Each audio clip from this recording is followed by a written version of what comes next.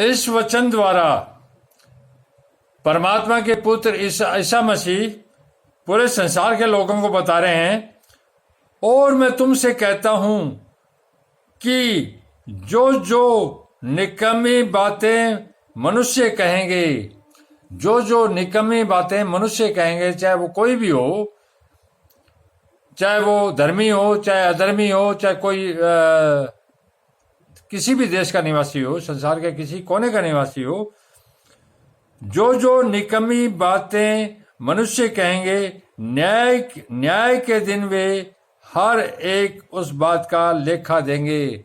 अर्थात जिस दिन न्याय होगा, उनको अपनी बातों का जो उन्होंने कही है धरती पर, उनका लेखा, उनका हिसाब किताब परमेश्वर को देना होगा। यह नियम है, और नियम अटल होता है क्योंकि परमेश्वर जीवित है और उनके वचन भी जीवित हैं। क्योंकि तू अपनी बातों के कारण निर्दोष, और अपनी बातों के कारण ही दोषी ठहराया जाएगा।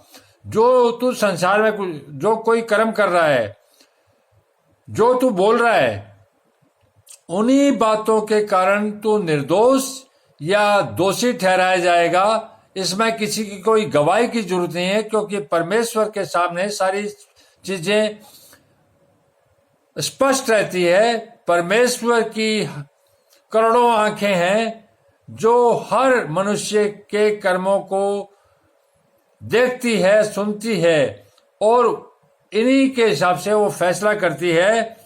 क्योंकि तू अपनी बातों के कारण निर्दोष, अगर तूने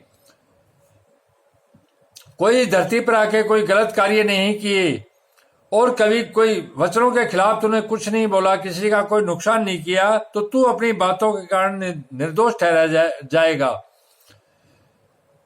और अगर तूने धरती पर आकर कोई पाप किया है और शैतान के मार्ग पर चला है, तो तू अपनी बातों के कारण दोषी भी ठहराया जाएगा।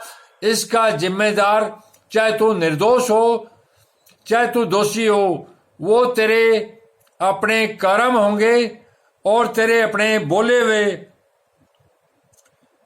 जो तूने बातें बोली है वही होंगे। उसका जिम्मेदार तू ही होगा, उसको कोई बांट नहीं पाएगा। इसका भावार्थ यही है।